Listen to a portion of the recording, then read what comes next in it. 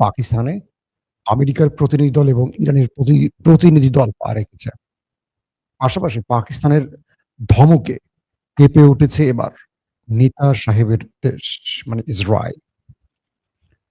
পাকিস্তান কি বলল আর ইসরায়েল কি বলল সেটা থাকবে আজকের আলোচনায়।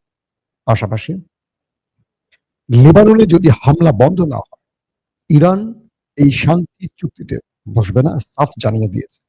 এবং হরমুজ প্রণালী এখনো কন্ট্রোলে রেখেছে ইরান।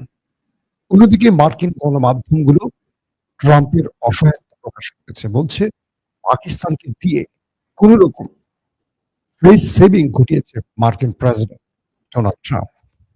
এই পর্যায়ে এসে বিজয় কার পকেটে গেছে, কোন দিকে যাচ্ছে বিশ্ব রাজনীতি, এই বিষয়গুলো আলোচনা এখন খুব সহজ হয়ে গেছে আমাদের জন্য। দর্শক, চলুন আমরা একটা একটা করে আপনাদের সেই গুরুত্বপূর্ণ খবরগুলো দেবার চেষ্টা করছি।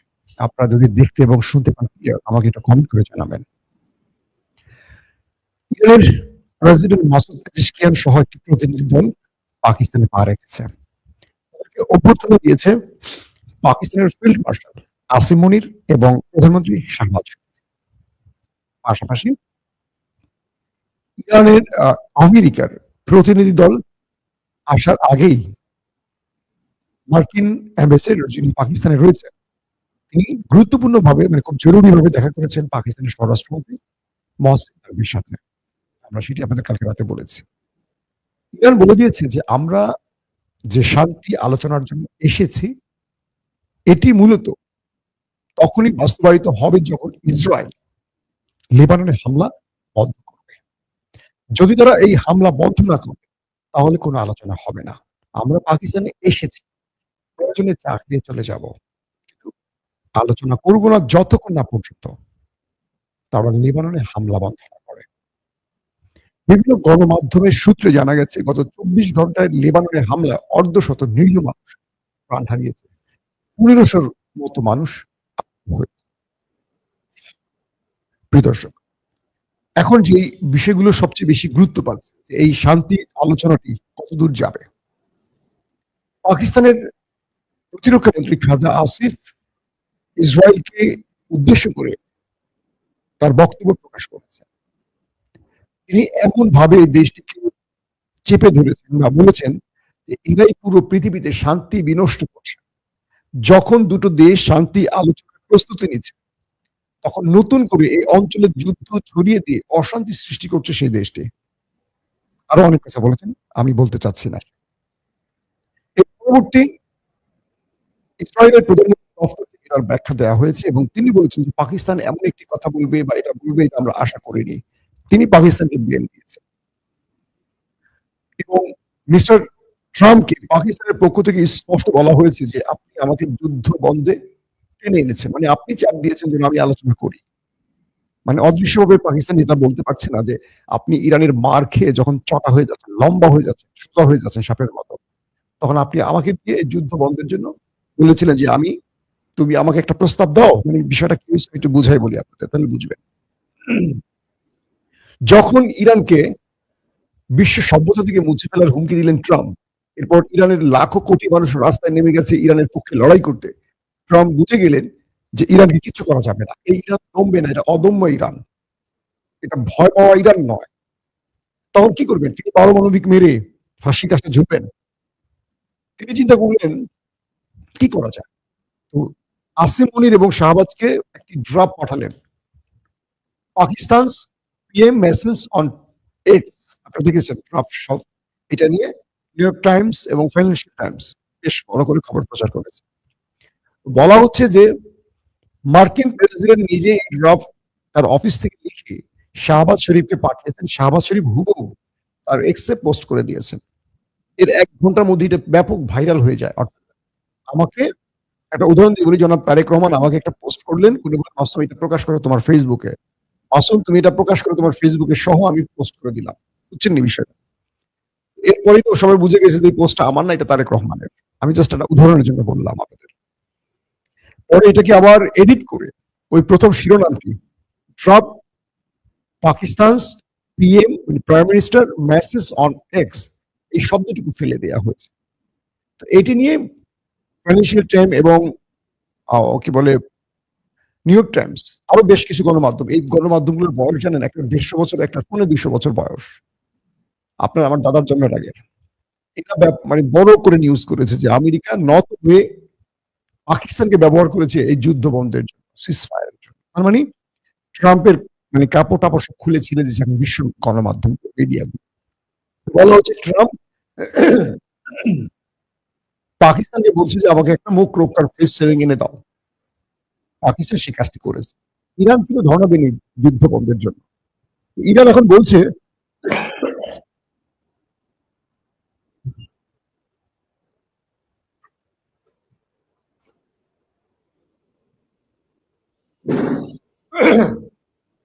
সরি দর্শক, তো এখন ইরান বলছে সুবিধা মতো যে যুদ্ধ বন্ধ তো তুমি চাইছো আমার দুয়ারে, আমি তোমার কাছে চাই নাই, তুমি ধর্ণা দিচ্ছ পাকিস্তানের মাধ্যমে, এখন আমি যা বলবো তোমাকে তাই করতে হবে। আর তুমি যদি যুদ্ধ চাও আমি যুদ্ধ করতে রাজি আছি, আমি লম্বা সময়ের জন্য যুদ্ধ করতে প্রস্তুত আছি।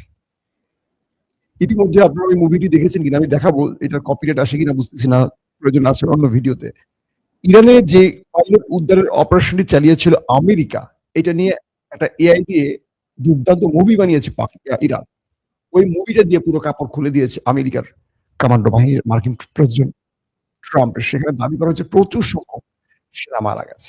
শুধু তাই নয়, আজকে কুয়েতে থাকা একজন মার্কিন মেরিন সেনা একটি টেলিভিশনে ইন্টারভিউ দিয়েছে এবং তার মুখটাকে ডিফোকাস করে ব্লার করে রেখেছে, আমি নিজে দেখলাম বসে বসে। সেখানে বলা হয়েছে যে আপনি আমাদের ক্যামেরার সামনে আসছেন একজন সেনা সদস্য, আপনার তো এটার জন্য শাস্তি হবে। তখন বলছে যে এই শাস্তি মৃত্যুর চেয়ে শাস্তি মেনে নিতে এটার প্রস্তুত আছে। তিনি বলছেন ইরান আমাদের উপর যে মিসাইল এবং ড্রোন হিট করেছে এগুলো বিশ্ব গণমাধ্যমে সেইভাবে আসতে দেয়নি আরব রাষ্ট্র এবং মার্কিন রাষ্ট্র ব্যবস্থা। কি হয়েছে সেখানে? ইরানের ড্রোনে আমাদের শত শত না হাজার হাজার সেনা মারা গেছে। কে বলছে? আমেরিকানরা। ইরান যে দাবি করতো না আজকে 600-500 মেরেছি, এই তথ্যগুলো নাকি ঠিক। কে বলছে? মার্কিন সেনা সদস্য বলছে যে আমাদেরকে এমন ধোলাই দিয়েছে, এমন মার দিয়েছে যে আমাদের হাত পা বেঁধে আমেরিকা ছেড়ে দিয়েছে, আমাদের রাডার সিস্টেম ধ্বংস, প্রতিরক্ষা ব্যবস্থা কাজ করছে না। আর ইরান এই ব্যবস্থাগুলো সব ধ্বংস করে দিয়ে আমাদেরকে চারদিক থেকে ড্রোন দিয়ে হিট করেছে, শত শত ড্রোন হিট করেছে আমাদের উপর, কিচ্ছু নেই আমাদের, আমাদের প্রচুর সেনা মারা গেছে। কিন্তু আমেরিকা বলছে মাত্র 13 জন, সেনাই নাকি 4 জন। এই সংখ্যাটাই তাদের সারা জীবন প্রকাশ করেছে। তিনি প্রশ্ন করছেন যে ইরান এতগুলো যে অ্যাটাক করেছে, সে অ্যাটাকগুলো কোথায় গিয়েছে? আমাদের একটা বেস ঠিক নেই, এই বেস গুলো যখন সব ধ্বংস হয়ে গেছে, তাই বেজে থাকা সেনা সদস্যরা কোথায় গেছে? উপরে। তিনি দায়িত্ব নিয়ে বলছেন যে আমি জানি এটার জন্য আমার অনেক বড় শাস্তি হবে, যদিও তিনি মুখটাকে অন্ধকার করে ডিফোকাস রেখে টেলিভিশনে ইন্টারভিউ দিয়েছেন। বলছেন ইরান আমাদের উপর যে অ্যাটাক গুলো করেছে এটা ভয়াবহ মাত্রায় করেছে, কিন্তু আমেরিকা এটা প্রচার করেনি, আরব রাষ্ট্র এটা প্রচার করেনি। আমাদের সেনারা প্রচুর প্রাণ হারিয়েছে, প্রচুর। তারা দিক বিদিক ছুটোছুটি করেছে, পালিয়ে যাওয়ার চেষ্টা করেছে। এখন আমরা বাধ্য হয়ে আসছি, কারণ সেনাবাহিনীর মনোবলটি ভেঙে পড়েছে, সেনাবাহিনীর ভেতর থেকে সব ভেঙে পড়েছে। ইরানের সাথে লড়াই করতে গিয়ে মার্কিন সেনাবাহিনীর নেভাল এয়ারফোর্স তাদের সবার মনোবল ভেঙে গেছে। কে বলছে? মার্কিন সদস্য। বুঝতে পারছেন ইরান কেন ট্রাম্পকে এই যুদ্ধবিরতিতে বাধ্য করেছে, কি ধোলাইটা দিচ্ছে? হয়তো আমরা গণমাধ্যমে সেই বিষয়গুলো দেখছি না। 2 নম্বর বিষয়, ট্রাম্প লেবাননের হামলা বন্ধে নেতানিয়াহুকে ফোন করেছেন, বলছেন যে তুমি লেবাননে হামলা বন্ধ করো মিস্টার নেতানিয়াহু, কারণ ইরান এখানে আক্রমণ চালালে বিরতির যে আমাদের আলোচনা, শান্তি চুক্তি এখানে বসবে না। তারা প্রয়োজনে আরো 6 মাস যুদ্ধ করতে চায়, আমাদের তো প্রস্তুতি নাই, একটু সময় লাগবে। নেতানিয়াহু বলতেছে ট্রাম্প এটা কেমন কথা? আমি একটু সুযোগ পেয়েছি, ইরান এখন যুদ্ধবিরতিতে যাবে, আমি একটু লেবাননকে দুর্বল করে তার কিছু ভূমি টুমি দখল করবো ফিলিস্তিনের মতো। বলছে এটা সম্ভব না। আমি ন্যাটোর সাথে কথা বলছি, ন্যাটো সাপোর্ট দিচ্ছে না। আমি ন্যাটোকে হুমকি দিচ্ছি যে ভেঙে ফেলবো, ন্যাটোর সাথে আমি থাকবো না। ন্যাটো তাতেও রাজি। ন্যাটো আমাকে কোনো সাহায্য করবে না, ইউরোপ আমাকে সাহায্য করবে না। আমি কার মাধ্যমে করবো? এক ইরান বাইরে আমাকে সোজা করে ফেলছে। আমি ওকে জাহান্নামে বানাবো, পাথরের যুগে পাঠাবো, সভ্যতা ধ্বংস করবো, হুঁশিয়ারি দেওয়ার পর ও আরো বেশি রেডি আমাকে মারার জন্য। ওকে আর ভয় দেখায় লাভ হচ্ছে না, কম তো মারি নাই ওদেরকে। তুমি একটু সীমিত করো, লেবাননে হামলা বন্ধ করো, যুদ্ধবিরতিটা ঘটায়, নতুবা ইরান হরমুজ খুলবে না। এরা খুব ঘাউরা জাতি, এরা কথা শুনছে না, এদেরকে কথা শুনাইতে পারতেছে না, এরা তো আমার ডরাচ্ছে না। ট্রাম্প বলছে যে ইরানের জন্য আজকে আমেরিকানরাই আমার মানতেছে না। আজকে আমাকে পাকিস্তান বলতেছে যে তুমি আমাকে 10টা চুক্তি দিয়া তুমি আবার অস্বীকার করলা কেন যে লেবাননের হামলা বন্ধের জন্য ইরান কোনো চুক্তি করেনি। ইরানের প্রেসিডেন্ট মাসুদ পেজেশকিয়ান প্রকাশ্যে মাঠে নেমে বলেছে যতক্ষণ লেবাননে হামলা চলবে কোনো আলোচনা হবে না। তারা পাকিস্তানে গেছে, পাকিস্তান তাদের কাছে বীরত্বপূর্ণ সংবর্ধনা দিয়েছে। যেই বিমানটিতে করে ইরানের প্রতিনিধি দল মাসুদ পেজেশকিয়ান সহ যে প্রতিনিধি দল আসছে তাদেরকে ইরান থেকে গঠন করে নিরাপত্তা দিয়ে পাকিস্তানের ফাইটার জেট নিয়ে আসছে। সেই ফিল্মি স্টাইলে চারদিক থেকে পাকিস্তানের ফাইটার জেট, মাঝখানে ইরানের প্রতিনিধি দলের বিমান। পাকিস্তান বলছে যে ইসরায়েল তোমার যদি সাহস থেকে একটা মারো আমাকে, মানে পাকিস্তানে যদি হিট করে পাকিস্তান সরাসরি যুদ্ধে জড়ায় যাবে, কারো দিকে তাকানোর সময় থাকবে না।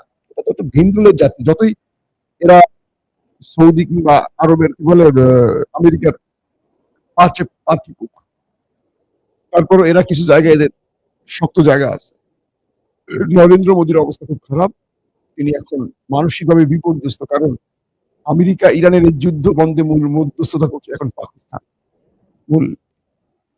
মূল ফরমেটে মূল ফোকাসে এখন পাকিস্তান। এটা নরেন্দ্র মোদীর জন্য খুবই টেনশনের খবর, খুব মনোবেদনার খবর শুরু হয়ে গেছে। বলা হচ্ছে আরবের, যেটা দিয়ে শুরু করলাম, কাতারের কুয়েতের যে সোলজার বললেন কথাগুলো, তিনি বললেন যে আরবের ভেতরে কি পরিমাণ ক্ষয়ক্ষতি হয়েছে ইরানের অ্যাটাকে, এটা কেউ প্রচার করছে না, ইরানও ঠিক মতো করছে না। ইরান প্রতিশোধ নিয়েছে ব্যাপক আকারে। ইরান তার নিজের নিহতের সংখ্যাটা ঠিক মতো বলছে, কিন্তু আমাদেরটা যা বলছে আর আমাদের সরকার আরো কমিয়ে বলছে। এই অবস্থায় আমেরিকানরা আর যুদ্ধ করতে চায় না। ট্রাম্প যদি আবার যুদ্ধ ছড়িয়ে দেয়, এবার পুরো সিস্টেম, মানে সেনাবাহিনীর মনোবল পুরোটাই ভেঙে পড়বে। তারা বলছে যে আমাদের মধ্যে পুরো হতাশা কাজ করছে, তারা বলছে যে আমরা লড়ছি কিন্তু প্রকাশ্যে বলতে পারছি না, এমন মৃত্যু কেন হবে আমাদের। তো এরপরে যে বিষয়গুলি আসছে, ইরান এবং আমেরিকা যতটাই আলোচনা করছে যুদ্ধবিরতির জন্য, ভিতরে ভিতরে তারা যুদ্ধের জন্য প্রস্তুতিও নিচ্ছে। যদি শেষ পর্যন্ত আলোচনা ঠিক মতো সফলভাবে শেষ না হয়, ইরানের চুক্তিগুলো আমেরিকা মেনে না নেয়, তাহলে যুদ্ধটা আরো বড় আকার ধারণ করবে এবং দুই পক্ষ, ইরানও ট্রিগারে হাত রেখেছে, আমেরিকাও ট্রিগারে হাত রেখেছে। আর এই আলোচনা যেন ভেস্তে বেশি চাচ্ছে ইসরায়েল, কারণ ইসরায়েল নেতানিয়াহু পুরোপুরি লুজার হয়ে গেছেন, এখান থেকে তিনি কিছু পান না, তাই লেবাননে কিছু নিরীহ মানুষ মারলেন। তো তার মূল ব্যর্থতার জায়গা। আরেকটি বিষয় হলো যে দখলদারদের একটি ড্রোন ঢুকেছিল আপনার ইরানের ভেতরে, হরমেজ সিরিজের হারমেজ 900, এটাকে ইরান ভূপাতিত করে মাটিতে ফেলে দিয়েছে। অর্থাৎ ইরান এখন যে অ্যাগ্রেসিভ পজিশনে আছে, এটি এখন সবাইকে একটু অবাক করছে। আরেকটি বিষয় হলো যে বলবো আপনার ট্রাম্প এবং নেতানিয়াহুর মধ্যে যে আলোচনাগুলো হয়েছে, সে আলোচনাগুলো অনেকগুলো গণমাধ্যমে উঠে এসে, গণমাধ্যমগুলো দেখছি, আমাদের স্ক্রিনের সামনে দেখা যাচ্ছে। এবং হরমুজ প্রণালীতে কিছু জাহাজ এসেছিল, এগুলোকে ইরান ফেরত দিয়েছে, বলছে আলোচনার আগে কেউ এখান থেকে মুভ করতে পারবে না, তোমরা তোমাদের বাড়ির দিকে যাও। আর এখন একটা চমৎকার বিষয় আছে, সেটা হলো ইরান বলছে যে আমাদের সাথে যে আলোচনাটি আমেরিকার চলবে, এটার জন্য একটা ভালো গ্রান্টার থাকতে হবে, শুধু গ্রান্টার নয়, এটাকে যে কোনো ভাবে আমেরিকাকে মেনে চলতে হবে। আলোচনা ভেস্তে দিয়ে আবারও ইসরায়েলের প্রচারণা আমাদের হিট করবে, এগুলো আমরা বরদাস্ত করবো না। হরমুজ প্রণালী তখনই খুলবো যখন আমাদের 10টা চুক্তি আমেরিকা মেনে নেবে, কোনো ছাড় নয়। আর আমেরিকা বলছে যে কিছু শর্ত একটু শিথিল করতে, কিন্তু ইরান কোনো শর্ত শিথিল করতে রাজি না। ইরান বলছে যে লাগে তুমি যদি চাও লম্বা যুদ্ধের জন্য আমরা প্রস্তুত আছি, কিন্তু ইরান কোনো ব্যাপারে আর ছাড় দিবে না, ঘোষণা দিয়ে দিয়েছে। আজকে সকল পৃথিবীর সবার ফোকাস, নজর এখন পাকিস্তানে, ইরান এবং ইসলামাবাদের বৈঠকে, ইরান এবং আমেরিকার বৈঠকে। আমরা এই বৈঠকের আপডেট খবর জানাবো। আমি আজকে সারাদিন পাকিস্তানের সাংবাদিকদের সাথে কানেক্ট আছি, তাদের কাছে এক্সক্লুসিভ তথ্য নেওয়ার জন্য অপেক্ষা করছি। যখনই পাবো জুমার নামাজের পর আমি আপনাদের সাথে আবারও লাইভে হাজির হওয়ার চেষ্টা করবো। এখনকার মতো বিদায় নিতে চাই। আপনারা ভালো থাকবেন, আমার জন্য দোয়া করবেন। আল্লাহ হাফেজ।